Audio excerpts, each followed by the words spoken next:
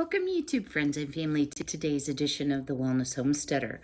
So, if you are new to my channel, first I want to say a big welcome. If you're returning, thank you so much for coming back for yet another video. So, I didn't have any intention today of doing a video, so excuse the look. I am not a fashion influencer, let me just say that. But I had something on my heart that I wanted to share with you. And y'all know the sacred book where when I have this idea, I'm like putting it down on paper, right? So my thoughts this morning during my quiet time was, are we in a recession? And should we go back to the old ways? Stay tuned to find out more. This is a video you don't want to miss.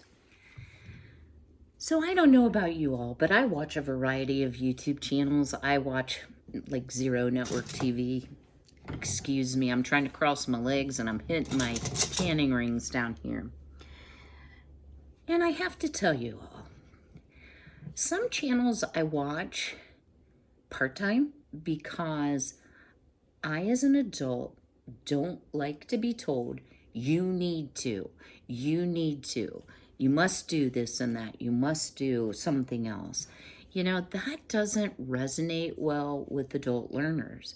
So today's video, I want to just share some of my thoughts and some suggestions. So I am not telling you you need to do anything. This is food for thought, just as I had food for thought this morning. So, are we in a recession? That's a hard question. So if you look at the definition of a recession, because every article that I read from every source, that's how it started out. Here's the definition, let's go back to school. But it is a temporary economic decline when trade and industry activity are down. So does that fit with today? Because I'm going to tell you that I looked at a variety of sources and most of them said, oh, it's coming in 2023. My personal opinion, which has no bearing on your opinion, is that we're actually starting a recession. We may not be full-on recession, but guys, just listen to what's going on in the world today. Or if you're like me, read it. So, is trade down? Well, absolutely. Look at what's going on in China and the goods that we can't get, and with the supply chain issues and things stuck in port and people striking that are deliverers of goods that we expect to have. Is industrial activity down? It absolutely is. Y'all, I can't go anywhere without seeing a ginormous sign that says, we are hiring, immediate interview. And I don't care if it is a care facility, which is super important to have adequate staffing, down to your local McDonald's. They're all hiring, right? So not only are our service industries down, industry is down in general because of lack of workers, lack of supplies, layoffs, etc. Most predictions I saw said by 2023, and that can kind of sound like a long way away, but guys, we're in May, so that's like 7 months away. That's not that far, but all is not lost, because really today's video is two parts. First, I want to talk about the recession, and secondly, I'm going to talk about should we go back to the old ways and why? And I have some fun things to share with you, as well as some things I think we should all be thinking about as adults in 2022 after everything we've just gone through with the pandemic, with ships being stuck in port, blah, blah, blah. I can go on and on. So we have had 12 recessions since World War III. And an average recession is 10 months. So that's the good news. So it doesn't last forever. However, today, this figure was so shocking to me. There are greater than 43 million people in the U.S. on food stamps. whether you call it EBT or assistance or whatsoever, the money that you get that the government provides based on your income and your family size to help you feed yourself and your family. So, the question to me this morning was, well, okay. So I personally think we're in the start of a recession. I know that we're in an economic downturn. Just watch the Dow Jones. Watch all your retirement accounts tank. Saying. So what can I do to save money? It is time to prep, whether it's here or it's coming, it's a happy thought.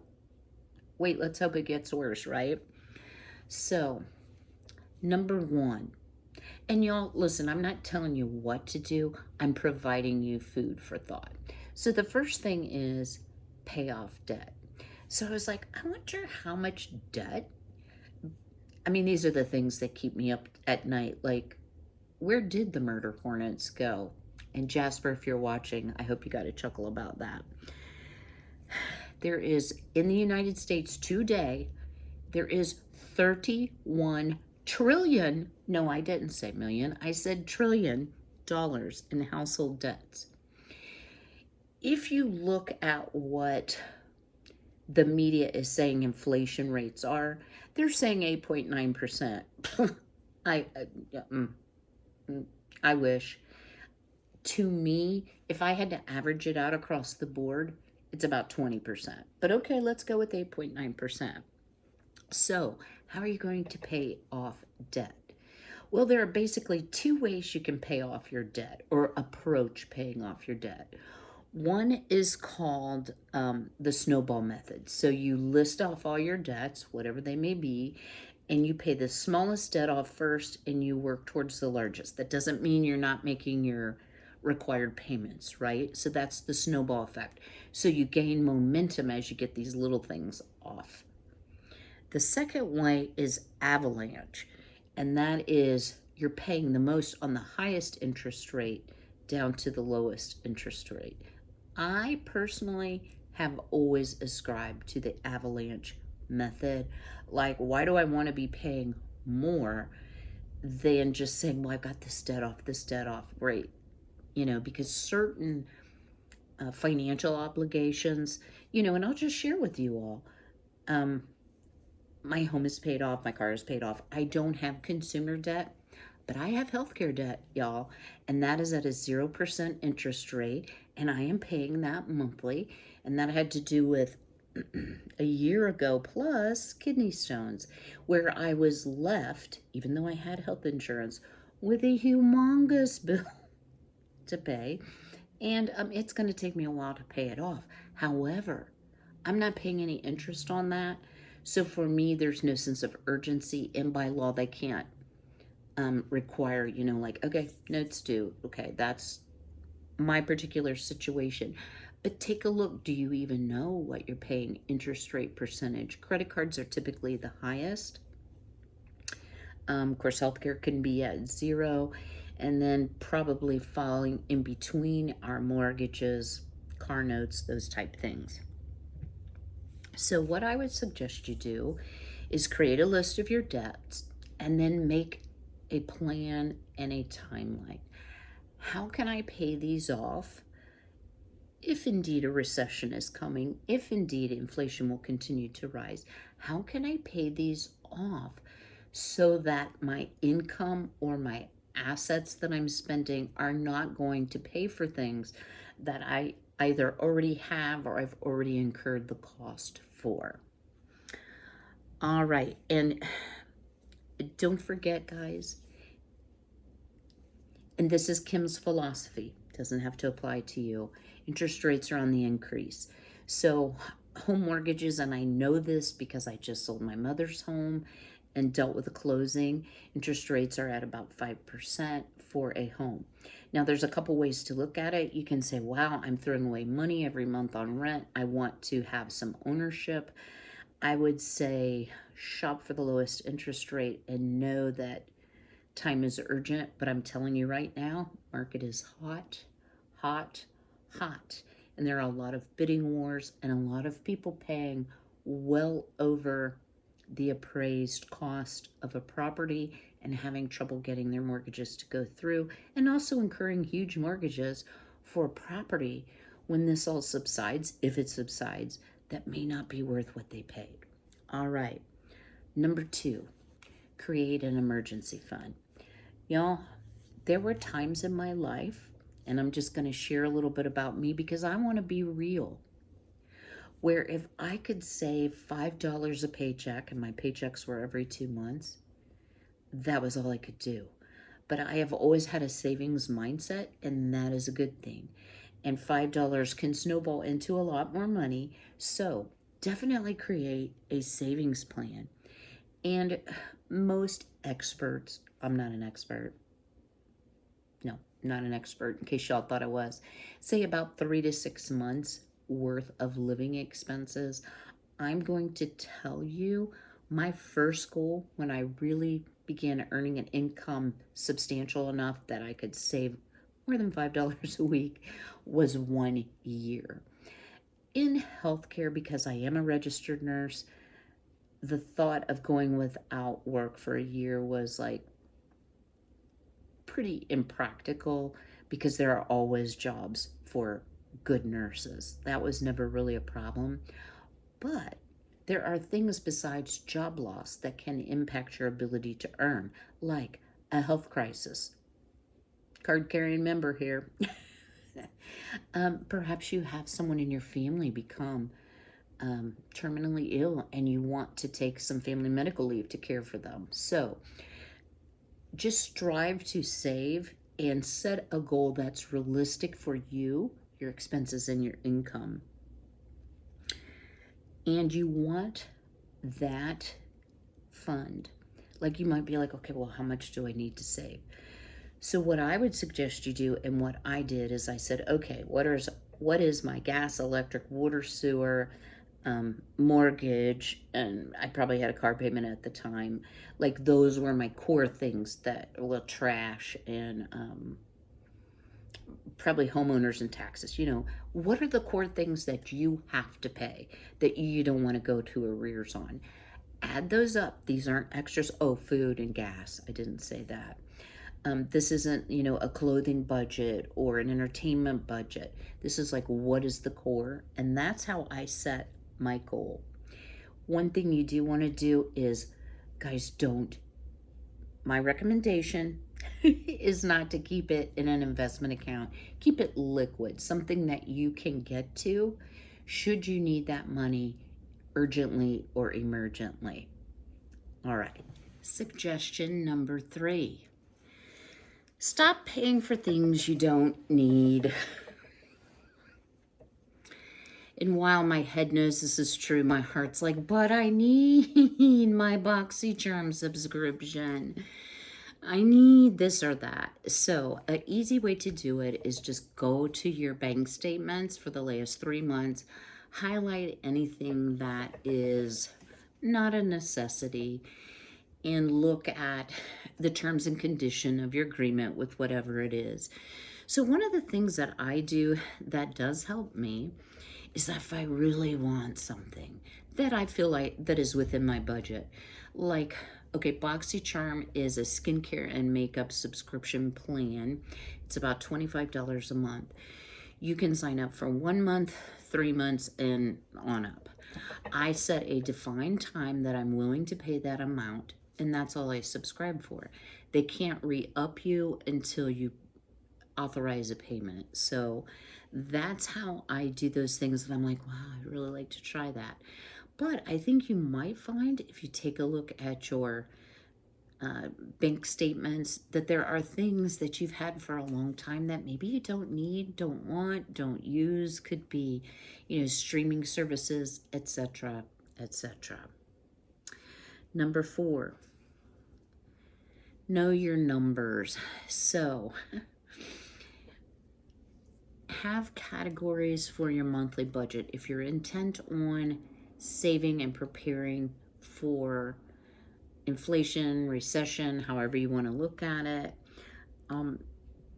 set how much you're willing to spend of your monthly income, however that comes, and monitor that. It is so easy to say, well, it's Friday night. We've worked really hard all week. Let's get pizza. Guys, have you looked at the price of pizza? Yeah, no, I don't order pizza out anymore. And I love me some pizza. That is my absolute favorite food. So, all right, let's do number 4, a little bit more. Let's talk a little bit more about gas. So every time I get in the car, I'm like, And y'all, I will drop a link to Gas Buddy, which will tell you what the gas prices are in your area, if that's the way you want to go. And then there is, it used to be called Get Upside, and now it's just Upside. And I will tell you, if you use my link, you will get such and such a percent off, like so many cents a gallon off your first purchase. But I will get like a penny a gallon for every gallon that you buy. But I am telling you,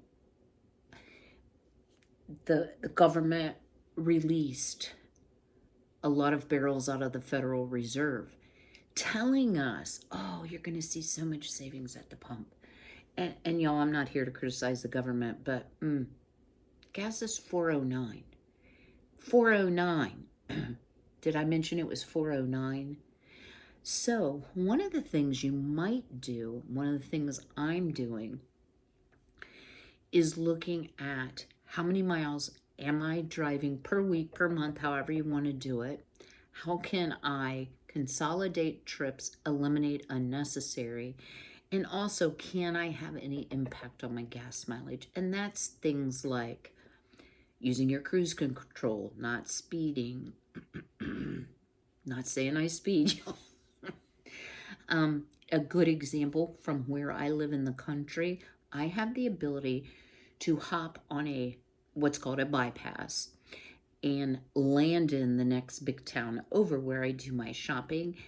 And it might take me like 3 minutes longer, but it always saves me gas mileage because I'm on the highway and I'm using cruise control and I'm not exceeding the 65-mile-an-hour speed limit.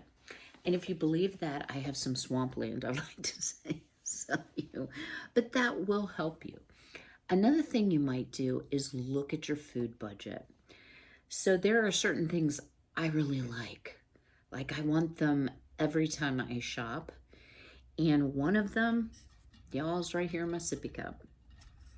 I love me some sweet tea. Now, I don't want to consume all the sugar. Some of you will have an objection to artificial sweeteners, but I buy the Great Value brand sweet tea drops. Y'all, they are coming up to $4 a bottle. Now, I don't put one little squirt in my sippy cup. I put 3. So, I'm getting to the point where I'm going to have to ask myself, what am I willing to pay for those extras? And is there a way I can make it myself? The reason that I don't make my own sweet tea, which would be cheaper, admittedly, is because I have a problem with kidney stones and I cannot drink real tea. So this is all artificial, probably totally bad for me. And I might have to come up with something different in my sippy cup. Drop me a comment below if you have a suggestion for me.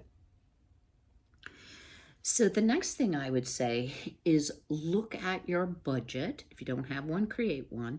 And then say, is it really optimized for maximum savings? If you're on a savings mindset due to the impending recession and the obvious inflation that we're dealing with. So you could challenge yourself. I'm going to cut 10% off my budget, 10% off my gas bill, 10% off my electric, 10% off my groceries, and then kind of brainstorm ways. How can I do that?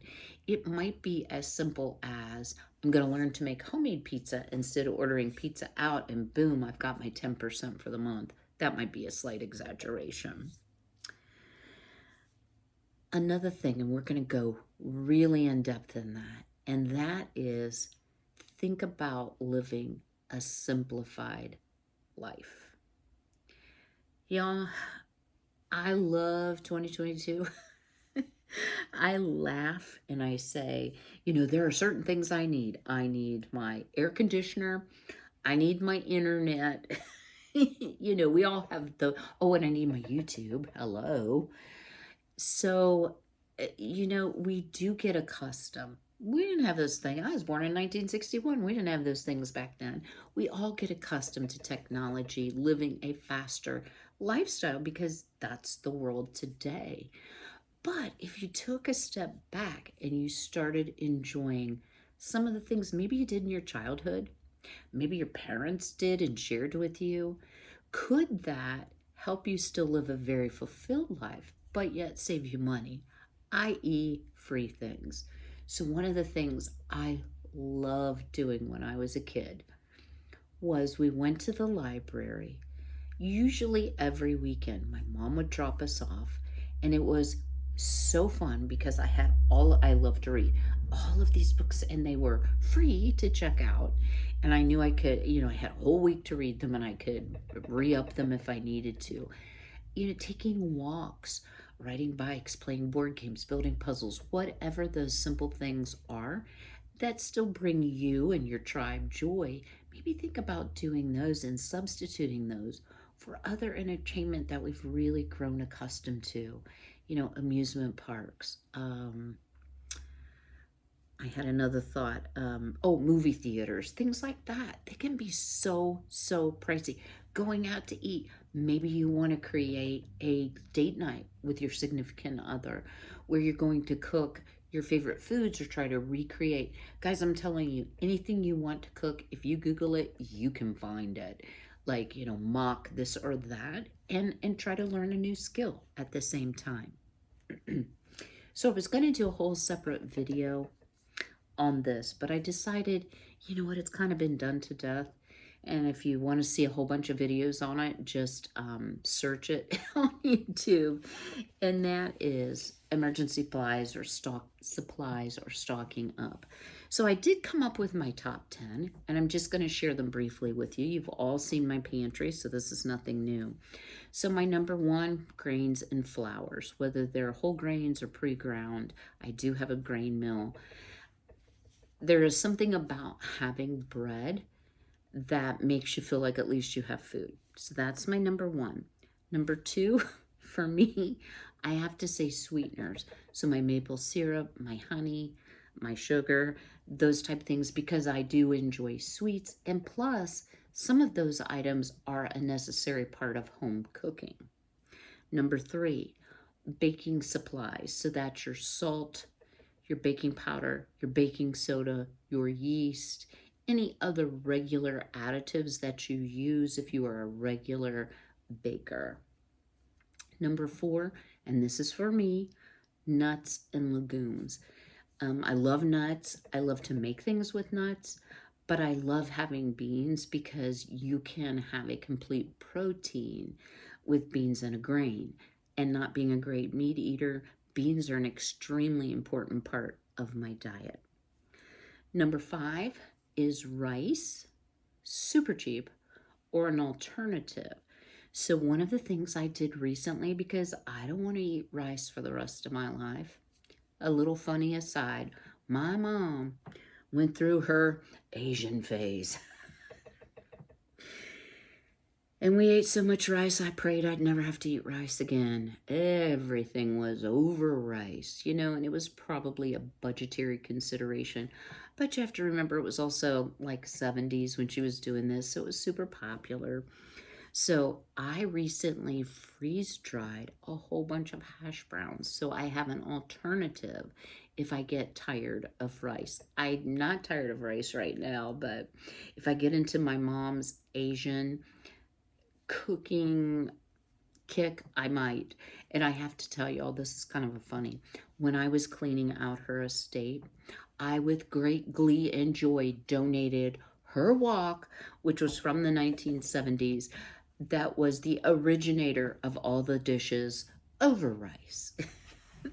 Number six, I'm going to say jars and Mylar. I know you can't eat those, but they are a great way to store things long term. And we saw a jar shortage, we saw a lid shortage, we saw an everything shortage around the time of the pandemic. So that is an important part of my emergency preparedness. Number 7, and this might surprise you, is convenience foods. So let me give you just a little scenario because I haven't shared this with y'all yet. On the 18th of May, or is it the 14th? Okay, well, anyway, upcoming, not this coming week, but the next, I am going to give one last go.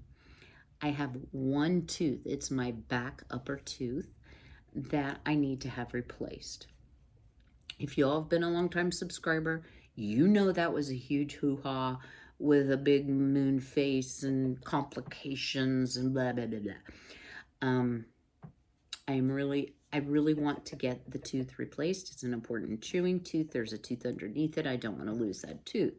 So convenience foods are important to me. That's why on my last Azure haul, I bought some organic tomato and red pepper soup because I know I can eat that. Having things on hand that are quick and easy and convenient, whether you prep them and do meals in a jar, whether you freeze drying whatsoever, freezing, however you want to do it, convenience foods are an important part of my emergency pantry. Number 8 is dairy and dairy alternatives. So you can buy shelf-stable milk now at Dollar Tree is where I purchased mine. You can also buy shelf-stable almond milk, as well as non-fat dry milk, evaporated milk, sweetened condensed milk. So dairy is something that I like to have on my shelf because living in Ohio, we also have huge snow and ice storms where you can't make it to the grocery. And it's great to be able to access those. Or if milk suddenly goes up to an unaffordable amount, I not only have almonds to make almond milk, I have almond milk on my shelf. Number 9, health and beauty. Just because we might be in hyperinflation or might have some supply chain issues, I still want to brush my teeth. And I still want to have certain items that I use on the regular. So I do have a section in my emergency pantry for those items. And then number 10, I just kind of lumped it together as supplements / medications. So because I'm not a good meat eater, I do keep a lot of plant-based protein supplements, whether it's a powder or a pre-made shake, on my shelf.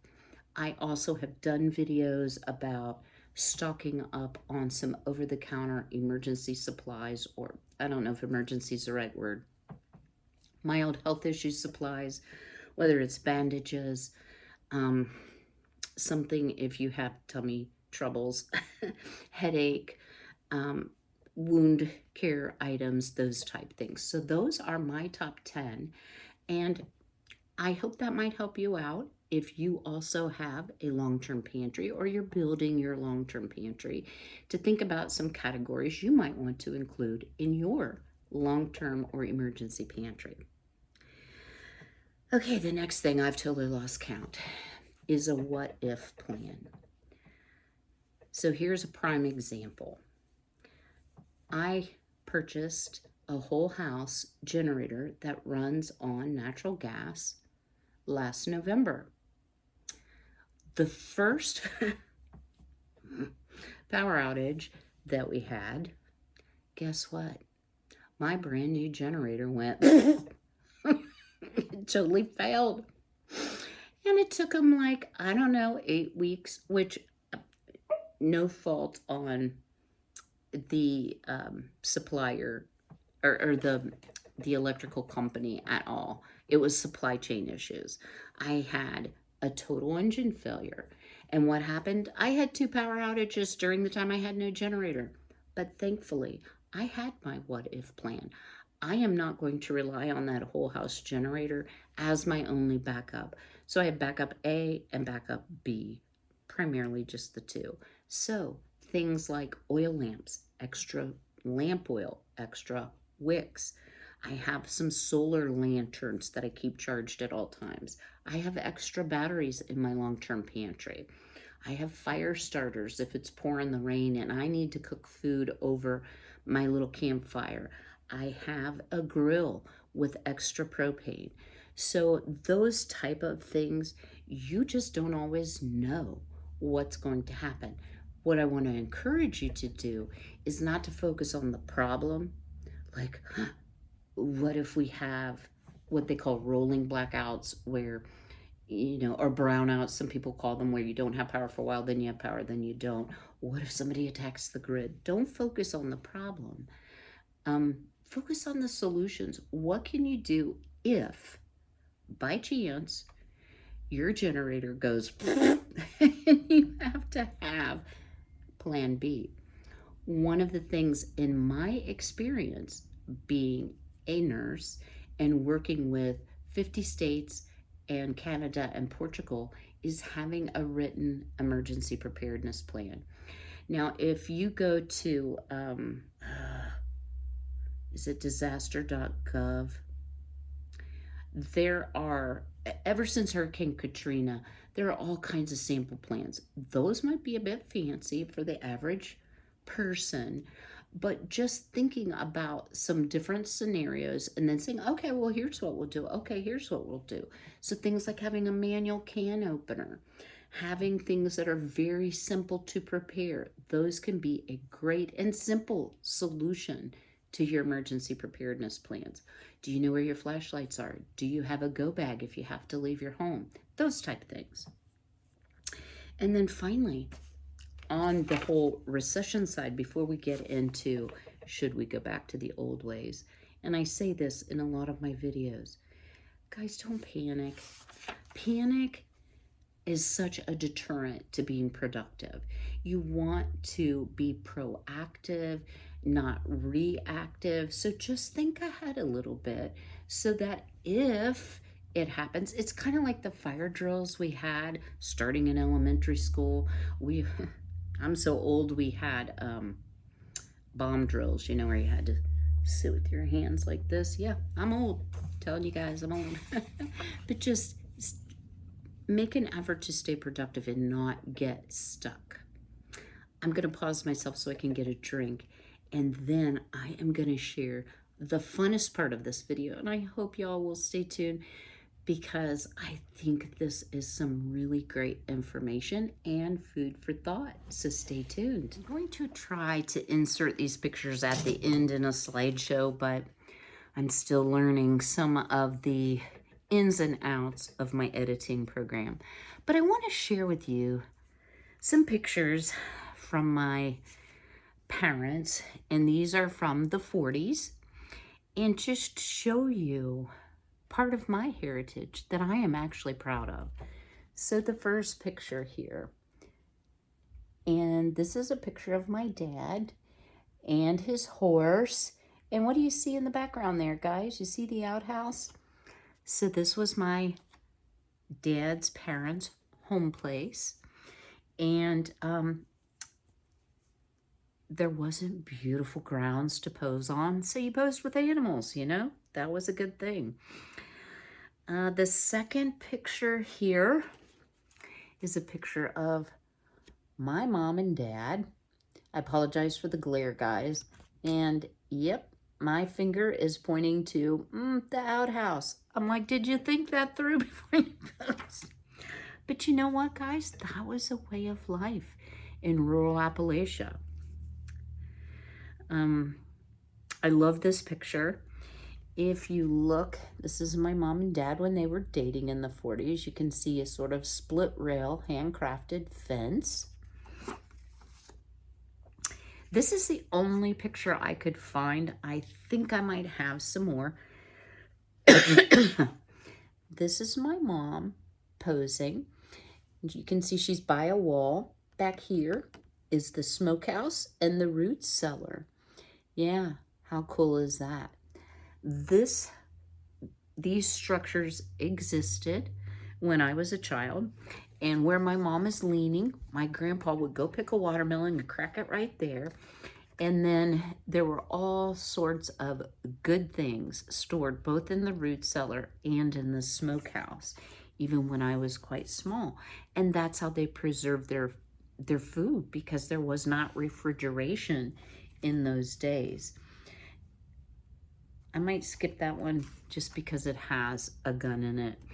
I also love this picture of my mom and dad, because when all else fails, you pose by the tobacco field. So for those of you who don't recognize it, that is tobacco. My grandpa was a Baptist minister as well as a tobacco farmer. Kind of an odd thing. No video would be complete without sharing with you. This is my grandma Victoria, who I speak about a lot. And she's also posing with a random baby. I'm not sure who this is, but she's also posing beside a tobacco field because my mom's parents also farmed tobacco. And I'm going to have to think about this one a minute. Okay, so this is my daddy. And this was one of their outbuildings, probably where a barn, you can see it is wood shingles, probably where they hung their tobacco to dry is what I'm thinking. I don't recall that structure, but it could have escaped my mind. That's been a year or two ago, right? So the reason that I was thinking about, should we go back to the good old days? Is that really a simpler time? Would that be better than what we're living in 2022? So I have started reading, and y'all, I will link at the end in a little iCard. Depends on the device that you're on, whether it'll be above or at the end. It should be at the end for sure. I've started reading. Oh my goodness, I could get nothing done and just read these books, the Foxfire books, because for me, it is like talking to a lot of the members of my family from days gone by. So there is a gal that they talk about in here, and her name is Aunt Arie, A-R-I-E. I'm assuming it's Arie. And this lady is 85 years old. And as they were doing the interviews and writing a good portion of this book, they had interviewed her. And this is what they had to say about this lady at age 85. Okay, she'd had a stroke, so she did not have use of one of her arms. For the most part, she is self-sufficient. She grows a huge garden, and her only source of water is a well outside her door. She does have electricity, but she uses it little. Her days are filled with preserving food, reading the Bible and a daily newspaper, and talking to friends who come to visit. The friendly fireplace, the hot wood stove, and the food she prepared for us one night made Aunt Arie a person I cannot forget. She put on no front, condemned no one, but still said what she thought. As we talked, she told me how she used to live, but without feeling sorry for herself and without saying how many miles she walked from school each day, uphill both ways. She was proud of what she had done and what she had accomplished, but there was no need in her mind to try to make me feel that I should be in awe of what she said. I thought that was such a beautiful tribute to a very self-sufficient, self-reliant lady. And there's so much more, but I don't want to read, long-term to you. So I can honestly say that life then, in the pictures I shared, was definitely harder, but it was way, way simpler than what we're living today. They were much more self-reliant. And I spoke in another video that I did a while back. Guys, I am so sorry.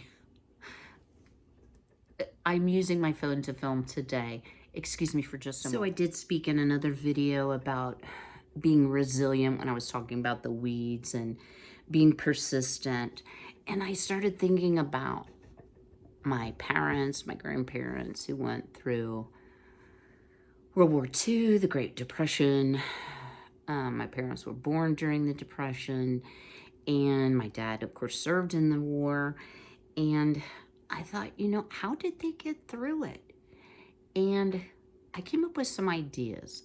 And one of the things I know was, especially with my grandma Victoria, who I spent the majority of time with of my 2 sets of grandparents, she was so organized and she was always planning. They had a huge, huge garden.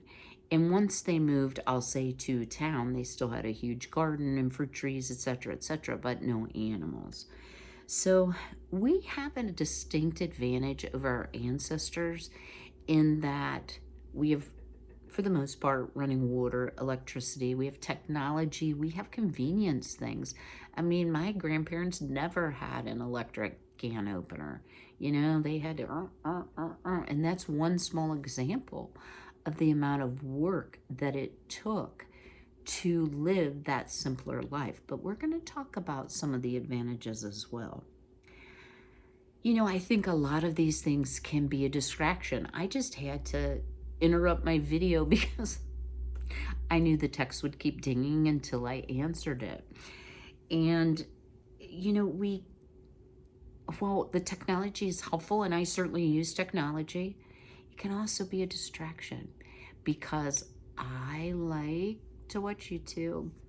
I like to scroll through Instagram and Facebook, you know. So those things can take us away from being resilient, productive, for sure. I think that living a simpler life really requires courage and determination, but I think it is so rewarding. So while I live a simpler life on a super small scale, guys, this is not about, look at me, but the changes I've made since retirement have been very helpful to me as a being, I think. So I'm going to challenge all of you, not telling you what to do. I would like you to start where you are, and we're going to talk a little bit more about that. But I want you to pick one thing, one goal for this month, one new thing you're going to learn. This could be something as simple as, I am going to learn how to make one homemade meal a week instead of relying on takeout or convenience foods. I'm going to plant one food item, even if I have to do it in a pot. And we're going to talk more about that.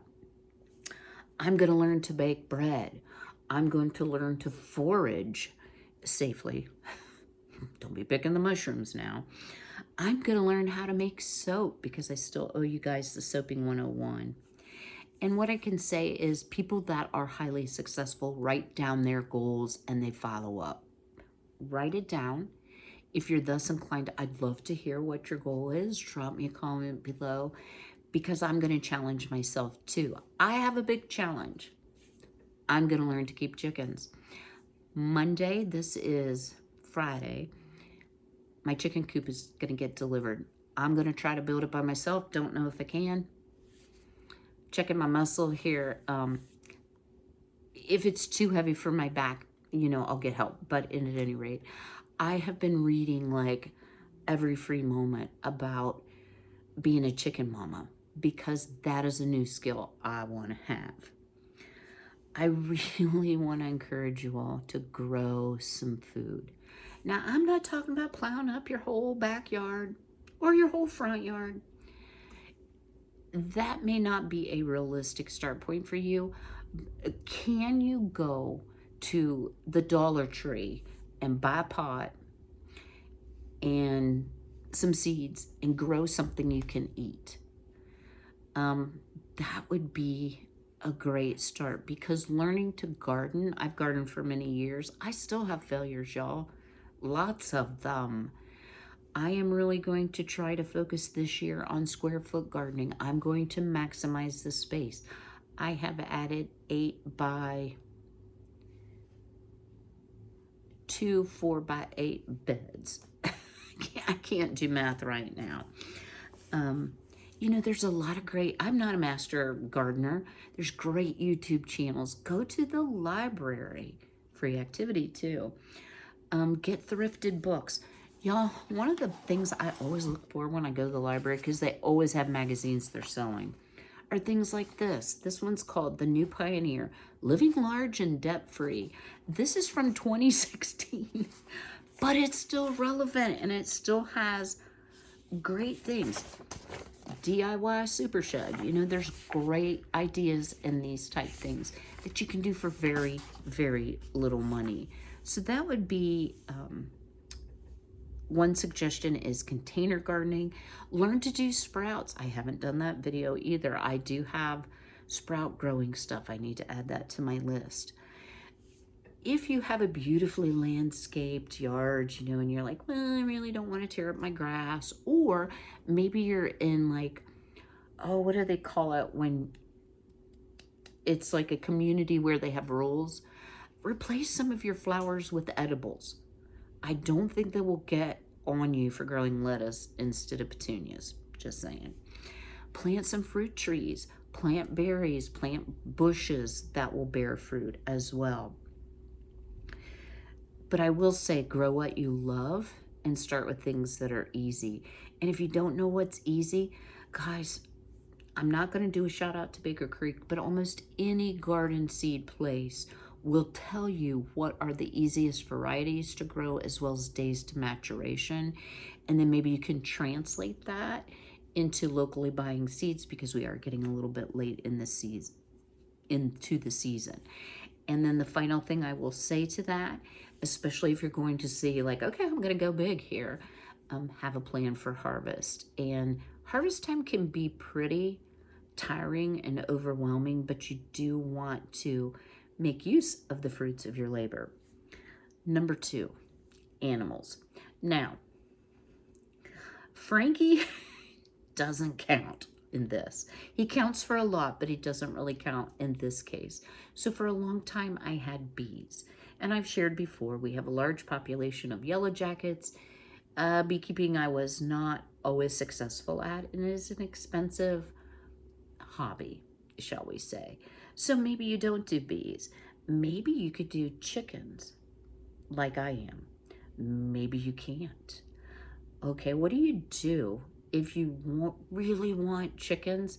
One of the things I was considering is I started engaging with local farmers to say, hey, do you have room in your chicken coop so that I could have 3 chickens or 4 chickens or whatsoever, and I'll provide X amount of feed and X amount of rent, you know, and I can still have my chickens. So that is an option for you as well. What I will say is, do your research and definitely talk to the old timers, talk to the people who have experience. I certainly have. I probably have annoyed the folks that are selling me the chickens to the point where they're going to block me because I've had so many questions. Because I did not grow up this way. We had garden and preserved food, but we certainly did not have animals. So this is all new to me, and I want to be super successful. Suggestion for you. Another idea is maybe you're like, I do not want to deal with animals. So here's another idea. If you're looking for ways outside the grocery store food supply chain, I encourage you to get in touch with your local CSA, community supported agriculture. And guys, let me give you a caution. Go to, I'll try to remember to leave a link, localharvest.org, because when you type in find my nearest CSA, you are going to get Misfit Foods. You are going to get CSAs many, many states away who are large farmers who are trying to sell you boxes of items and produce that they're going to ship to you. And I want to support my local farmers if there is something that I can't produce, like cow or pig or whatsoever, right? So be very careful. I highly recommend localharvest.org. You can put in your zip code, it will tell you. So what is a CSA? A CSA is a way you can support your local farmers by paying upfront at the beginning of the season for X amount of benefits. So maybe it's so much meat and a box of in-season produce. They have different plans, really good for the farmer. All their expenses start at the beginning of the season, not so much into the season. Helps them get up and running. And guys, I'm telling you, with what's going on with our economy and our supply chains, our local farmers need our support. The price of feed and supplies are astronomical, and it is pushing out the little farmer. So I highly encourage you to support your local CSA. Number 3, find lost ways. So as I said, I will link to the Foxfire video at the end of this video. There are so many lost skills. So the first book talks a lot about how to build a log cabin. Okay, this is how far I am, right? How to build a cane chair, how to make a basket. So are those things super relative right now to me today? No, but they might be later on. And I have learned a ton, and I'm only halfway through my first book. It is so much easier to learn before the disaster strikes. You don't want to have your first foray into gardening when you can't buy anything at the grocery store. You want to already know how to do that. You already want to know how to preserve your food, whether it's simple canning methods. If you have a dehydrator, again, that's technology. A freeze dryer. Mine is full of kale right now, y'all. Hate kale, just saying, but I'm gonna powder it up and put it in my smoothies and try to get that superfood for sure. So food preservation is an important skill that you want to learn. And if you don't know how, there are so many great YouTube channels, y'all. Just make sure someone is a master canner. They really know what they're talking about. I highly recommend going to the YouTube channel for the brand of canner that you have. That is probably the most reliable information. Look at off-grid alternatives. So I already spoke about my generator, having oil lamps, having different ways I can cook things, having a wood supply. All of those things can be very important if you're looking to simplify your life. Also, this is not my top skill, but bartering can be a very good skill to have. So I can make you soap all day long, but I don't have goats for the milk to make the soap. So I'm bartering to get my goat's milk with freeze drying. It works, guys. There are all sorts of ways. So look at what skills you already have that others may not have and are in need of. And I think the final thing is adjust your attitude. So I'm going to call out my son a little bit. So when my son was younger, one of the things he did that drove me absolutely crazy is he stopped every morning at, I don't know, the 7-Eleven, Stop and Go, whatever it's called in, his area, and bought 2 hard-boiled eggs. And 2 hard-boiled eggs at that time were about as much as a dozen raw eggs. And I was like, son, here's my hard-boiled eggs. And he was like, that's too much trouble. Well, fast forward. My son is saving for a house. He is now 37 years old. And my son has what's called a dash egg cooker. So 7 minutes to hard-boiled eggs, highly recommended if you don't have one. They come out perfectly every time. They peel perfectly every time. My son cans. He pickles. He dehydrates. He preps. So big change of attitude. And he has committed to a little bit simpler lifestyle, which requires a bit more work, but saves him a tremendous amount of money, and I think actually has made his life more peaceful, and he's gained skills that he can be proud of. I hope you found today's video encouraging. That was my intent, not to tell you what to do. I'll try to leave that slideshow at the end. Not sure. Every time I try to do a slideshow, it scrolls up the picture and then you get a person's neck down. So we'll see how it goes. And until I see you again, don't forget to smash that like button. Drop me a comment. What do you think about a return to a simpler life? And what skill are you going to work on this month? And as always, be healthy, Be well, be blessed, and I'll see you all very soon. Take care.